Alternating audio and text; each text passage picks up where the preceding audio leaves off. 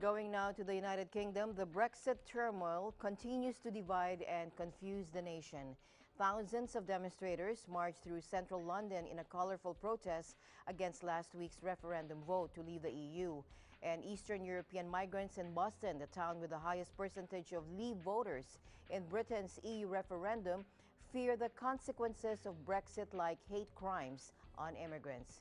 Here's Vee Sison for more. The result from last Friday's EU referendum vote here in the United Kingdom continues to divide the nation more deeply. The reaction for EU leaders is cautious and measured. The resignation of Prime Minister David Cameron and the fallout of the decision has divided not only loyalties within the two main political parties, but also confidence in their leadership. Just over a week after the EU vote, the fallout is still being felt, especially in British politics where the bloodbath has been most evident. The Conservative leadership race has started with the prime contender Boris Johnson bowing out of the race and Michael Gove standing in for the nomination instead.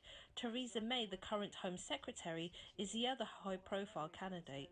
However, she backed the Remain EU, which may hinder her chances. Nigel Farage, the main Eurosceptic, has recently announced he is also stepping down as UKIP leader after leading their campaign to exit the European Union.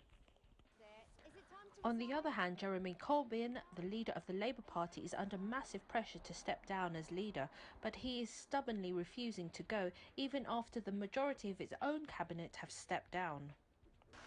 Reports on hate crimes has increased, the most distressing happening in schools where children and their parents are being targeted for being immigrants. Some people have used the result as the right to be abusive to migrants and their families.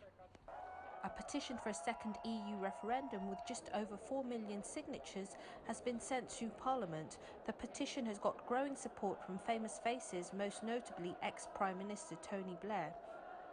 People are finding the decision hard to accept because of the narrow margin for such a monumental vote, with repercussions affecting generations of the UK population.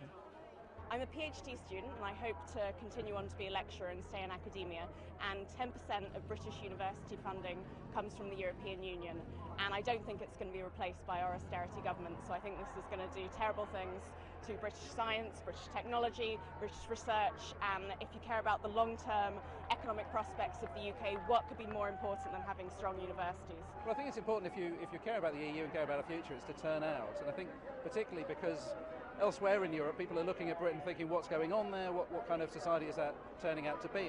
Well, your voice was heard, but you lost. That's democracy. You didn't do enough. You know, that's my thing. There's no use shouting at me. You didn't do enough.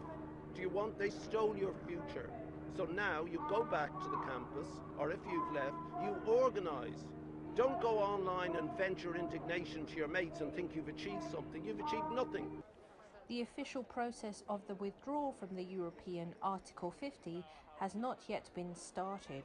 It is uncertain when it will be served and by whom. Britain is at a crossroads. The political instability, racial tension and regional divide is at its peak, with the EU status in limbo. People of the United Kingdom are still in shock and adjusting to the reality of the results of the EU referendum. The sharp divide and the narrow win has made it painful for people to accept such a monumental decision. Reporting from London, I'm Vee Sison for Eagle News.